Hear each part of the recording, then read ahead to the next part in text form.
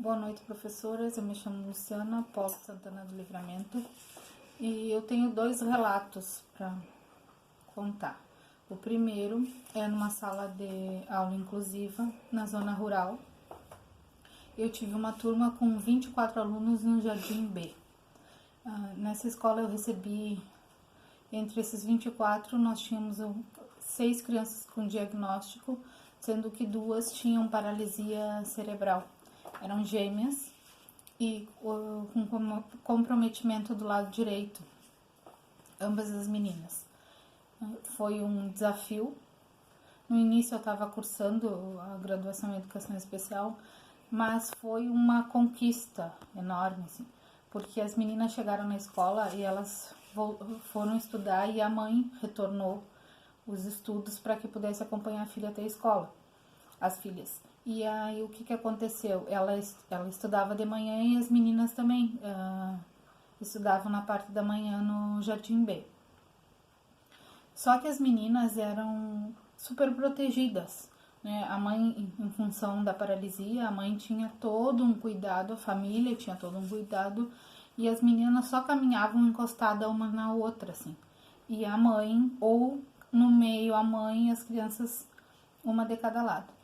Quando elas entraram, nós começamos a trabalhar a questão corporal, principalmente a postura e a autonomia das meninas, porque elas dependiam da mãe para tudo.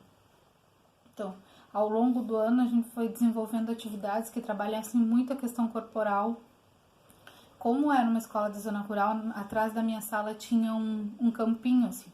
Então, todas as atividades que eu desenvolvia eram naquele campinho, de forma que elas pudessem ficar mais livre, não se machucar, nós tínhamos um cuidado.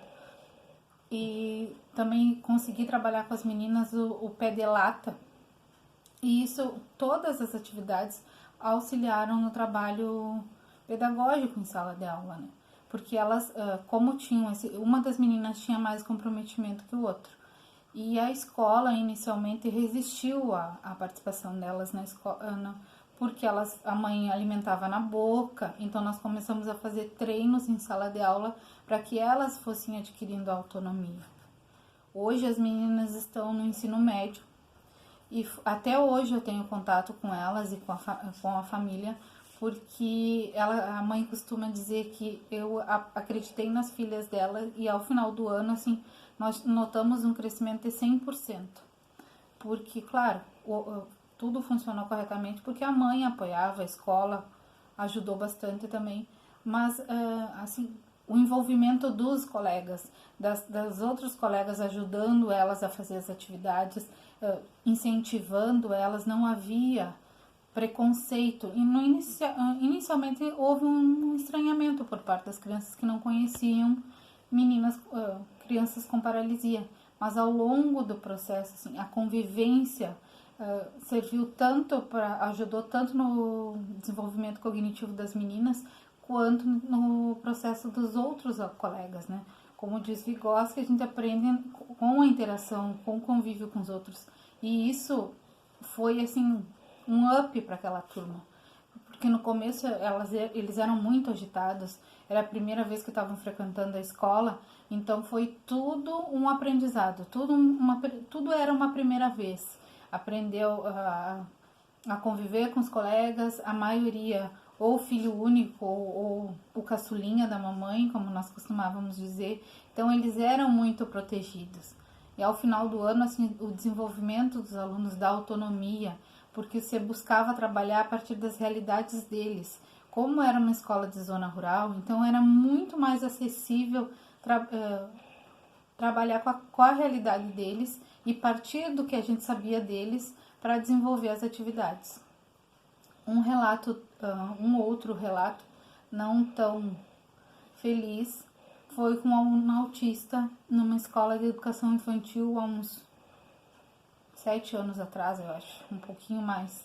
E eu fui convidada para ser inicialmente monitora desse aluno. Eu já trabalhava no município e fui convidada, como eu tinha educação especial, fui convidada para ser monitora dele, porque ele estava frequentando o Jardim B também, só que a professora estava tendo muita dificuldade, os relatos eram que ele era agressivo, que ele batia nos colegas, que as mães tinham medo dele, e ele era colocado, afastado dos colegas, se mantido mais afastado dos colegas.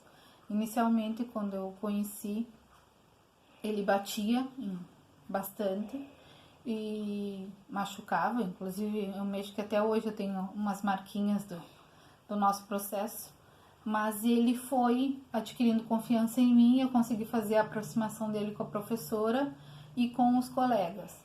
E aí a gente descobriu que a resistência, como uma das professoras já falou na aula online, é que é o adulto que discrimina, né?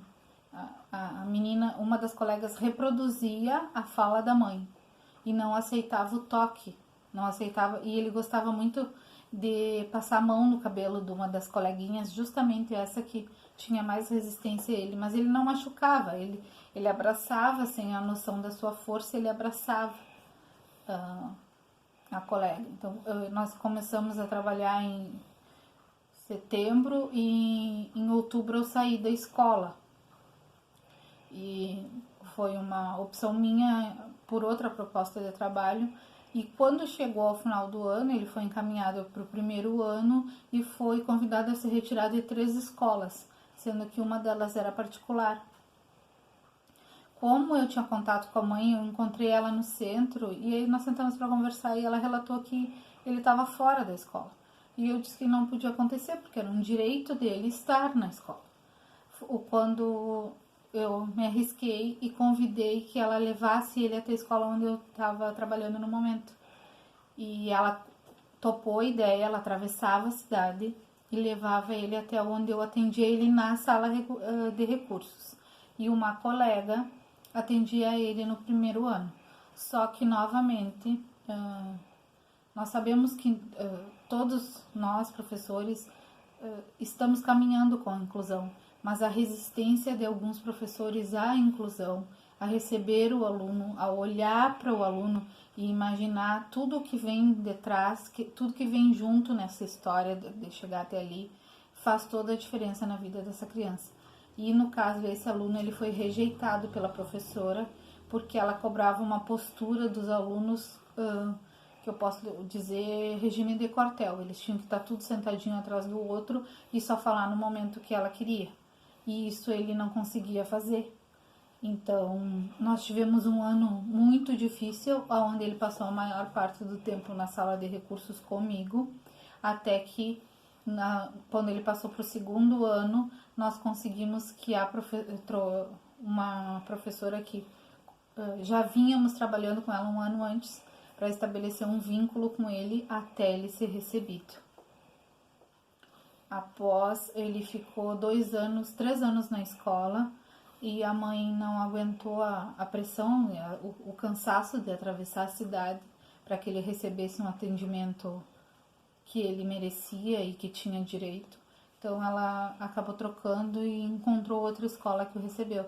Ele hoje tem, acho que uns 14 anos, e é um menino que infelizmente novamente está sofrendo pela inclusão não ocorrer da forma que deveria ser, né? Que é uma integração e não uma inclusão.